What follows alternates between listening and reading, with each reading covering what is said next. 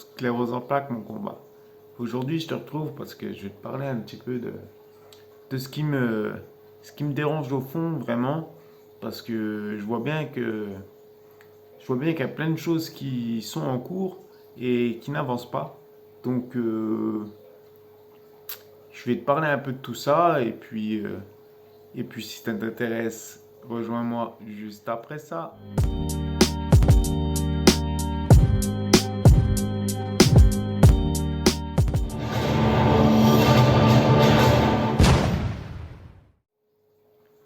Sclérose en plaques, mon combat.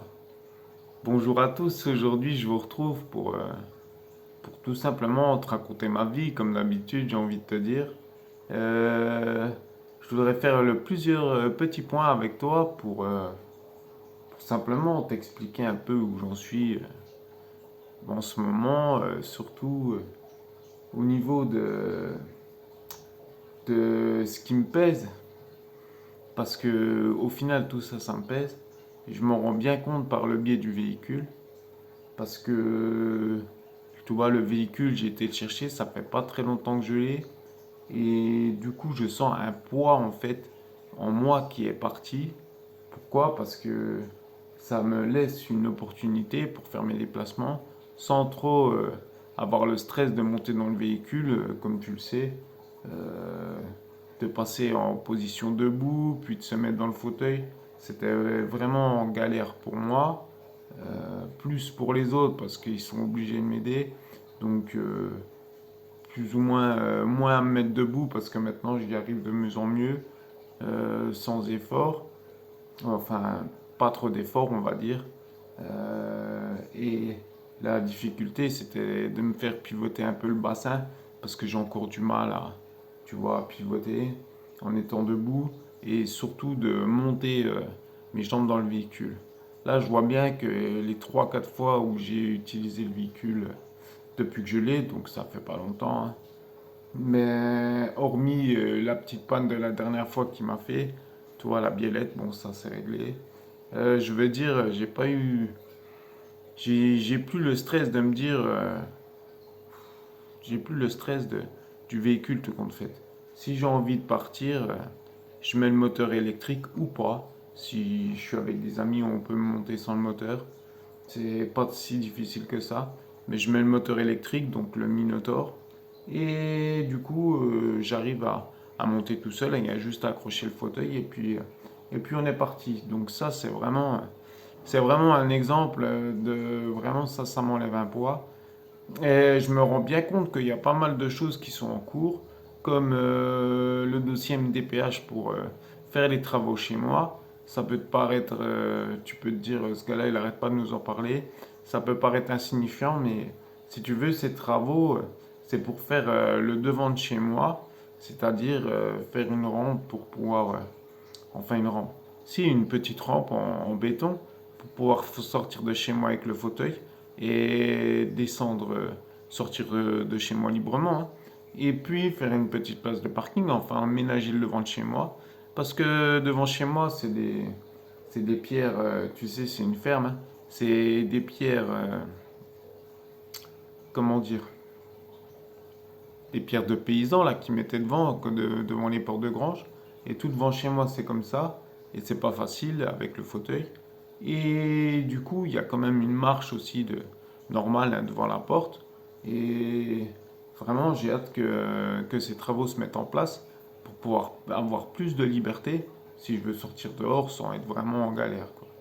Et aussi faire la partie salle de bain. Pourquoi? Parce qu'il y a deux petites marches, j'aimerais bien qu'ils remettent tout à niveau pour que j'ai accès à ma salle de bain, ne serait-ce que pour pouvoir me laver et pour pouvoir aller au WC. Et ça me ferait grandement plaisir. Tu peux pas savoir le poids au fait que ça représente sur moi, de me dire, faut que je me lave à l'évier puis un petit bout de temps. Et tu vas me dire pourquoi je me lave à l'évier, parce qu'en fait il y a deux petites marches pour aller à ma salle de bain. Ça représente 10-15 cm de haut. C'est pas insurmontable, mais du fait que je suis de plus en plus dans le fauteuil, en fin de compte, euh, j'arrive pas à les monter, ou je veux pas les monter pour pas tomber, quoi. Surtout parce que je sais que mentalement, j'ai envie de les monter, mais je sais que physiquement, je sais que ça risque de coincer. Donc, tant qu'à prendre des risques, à tomber par terre, et puis à galérer à me relever, ou appeler les pompiers pour qu'ils m'aident, ou appeler quelqu'un pour qu'il m'aide à me relever, je préfère ne pas le faire.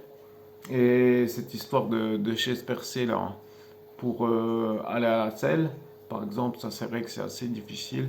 Et même toujours faire pipi dans l'urinal là, c'est vrai que c'est chiant aussi quoi. Donc j'aimerais bien que ça passe. Donc au niveau de la MDPH, normalement c'est ok. On va dire c'est passé en commission.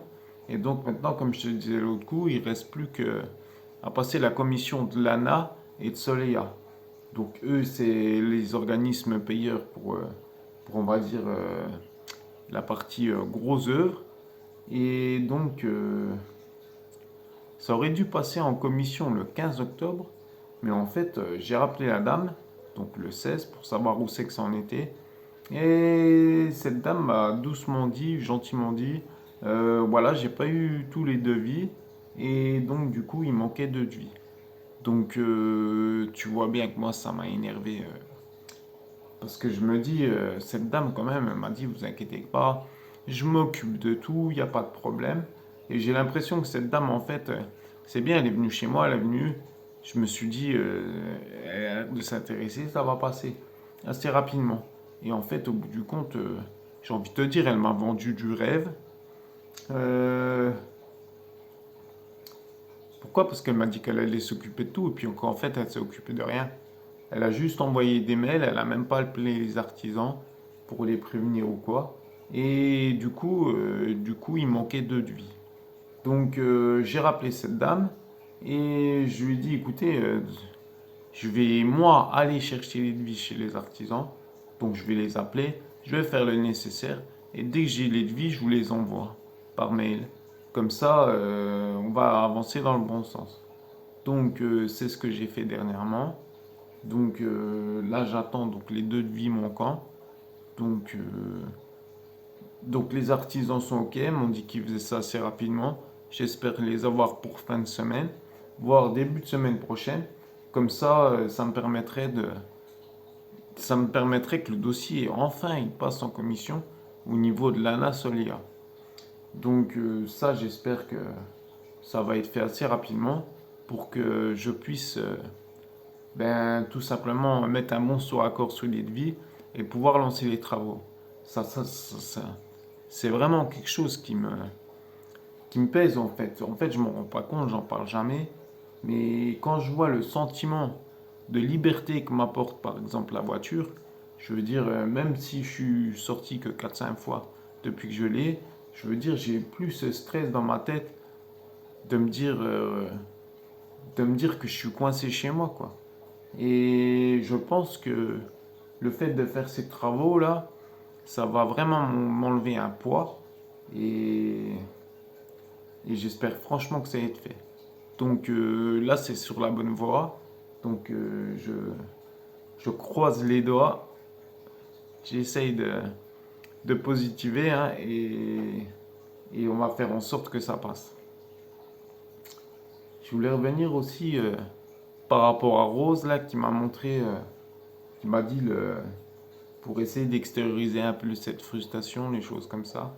Donc de regarder, donc je regarde en ce moment, genre pour faire l'hypnose PNL. Donc j'ai pas trouvé grand chose encore. J'ai pas vraiment regardé. Dans tous les cas, je t'en remercie Rose. Je regarde plus profondément tout ça. Et puis je reviens aussi vers Isa. Euh, ouais, je sais que c'est la galère, hein, les infections, tout ça, tout ce qui m'arrive. C'est vrai que je les enquille l'une après l'autre. Mais bon, je pense que c'est une période comme ça. Ma foi, tout le monde a des périodes comme ça, malade ou pas. Moi, je suis malade, c'est plus difficile à gérer, on est d'accord, on se le cache pas. Mais c'est vrai que, bon, on part d'un point de vue positif, enfin, pour ma part.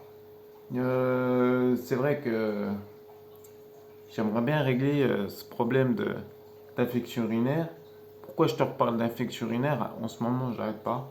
Pourquoi? Parce que j'ai bien l'impression qu'elle veut pas me lâcher, cette infection urinaire. Ce qui s'est passé, comme je te l'ai expliqué la semaine dernière, j'ai eu un blocage du périnée, j'ai mis une poche. J'étais sur la fin du traitement avec les antibiotiques. Donc, comme je te l'ai dit, j'ai gardé la poche pendant 4 5 jours. Et quand j'ai enlevé la poche, en fait, je me suis bien rendu compte que le canal, encore merci Isa pour l'urètre, je le savais, mais ça me venait plus. Et du coup, le fait d'avoir mis simplement la sonde, et vu que mon canal était déjà irrité par l'infection urinaire que j'avais eue juste l'avant, ça m'a encore plus irrité. Donc, quand je faisais pipi, je peux te dire que c'était bien, bien chaud. Donc là, ça avait l'air de rentrer dans l'ordre. Et du coup, là, j'ai l'impression que l'infection urinaire, elle revient gentiment. Pourquoi? Parce que ça me rebrûle le kiki, tout simplement. Donc, ce que j'ai mis en place là, ce matin, je vais reprendre donc des antibiotiques, hein, ma foi. Je vais essayer de faire ça pendant 6 jours. Je, je veux dire, elle n'est pas vraiment là, l'infection urinaire. Mais pour être sûr, je reprends des antibiotiques. Aller jusqu'à quand ça me pique plus, tout simplement, que ça me brûle plus. Donc là, ça me brûle, mais c'est gérable. En fait, j'ai dit c'est gérable parce que j'ai pris l'habitude. Donc là, tant que ça part pas, je vais continuer les antibiotiques. Ah, ça m'embête les antibiotiques parce que ça me dérègle tout, aussi bien au niveau de l'alimentation que les sels, et puis l'énergie, hein, ça me fatigue aussi. Donc, donc ça, on verra. C'est aussi sur la bonne voie, je pense. Je vais refaire un petit set de 6 jours avec les antibiotiques. Et puis, on verra ce qui se passe. Donc voilà, c'était une petite vidéo pour t'expliquer un peu ce qui, ce qui me pèse et surtout ces travaux là qui ont du mal à passer. Donc, j'espère que le dossier, ça va bien aller. Ah oui, et je voulais revenir vers toi, tu sais, au sujet de la maison d'arrêt pas de la maison d'arrêt, de la maison de pause que j'ai trouvé à Besançon. Donc ça y est, j'ai commencé à remplir le dossier avec ma mère. Je l'ai bien dégrossi. Il était assez balèze. Là hier, il y a mon médecin qui est venu. Je lui ai fait remplir donc toute la partie médicale. Donc ça c'est ok aussi. Et maintenant, reste plus à faire la demande de nouveau à la MDPH. Ah, je le sens pas ça, la MDPH. Hein. Mais bon, c'est simplement pour faire une demande d'orientation. Pourquoi? Parce qu'en fait, à Besançon, on est donc dans le Doubs et moi je suis en Haute-Saône et du coup ça pose problème et il faut demander une demande d'orientation à la MDPH pour tout simplement qui donne l'accord que quelqu'un de la Haute-Saône peut aller dans le Doubs quoi, pour faire ça. Donc ça, j'ai hâte aussi que ça se mette en place. Pourquoi? Parce que ça, comme je te l'ai dit, ça va me faire du bien à moi et à ma famille de pouvoir partir, moi, me reposer un peu et faire des activités autres que ce que je fais d'habitude. Et ça permettra aussi à ma femme de se reposer aussi. Donc ça c'est en cours. Mais déjà les dossiers sont presque ficelés, donc ça va le faire. Donc voilà, j'ai envie de dire, dans le négatif, il y a du positif, dans le positif, il y a du négatif. C'est, je me mets même pas trop la pression. Je sais que si j'arrive à faire les travaux, à passer ces dossiers, bon, je pense que ça va être fait assez rapidement. Du moins, c'est moi qui ai repris en main les dossiers. Et je pense qu'au niveau de la maison de pause, hein, là à Besançon, j'espère aussi, je pense que ça va aller. Là, j'attends le retour donc d'un monsieur qui travaille à l'MDPH qui gère cette partie. Donc on va voir ce qu'il va dire. Bon, à part ça, voilà, c'était une petite vidéo pour te faire un peu le point de ce qui me pèse un peu et pourquoi ça me pèse. Donc sur ce coup, comme d'habitude, hein, je vais te dire tout simplement de t'abonner, de mettre des commentaires si tu en as envie par rapport à la vidéo et de mettre des pouces bleus pour faire bouger la vidéo, mettre des likes. Et puis voilà, sur ce, je te souhaite une bonne fin de semaine. Je te dis à la semaine prochaine. Allez, ciao!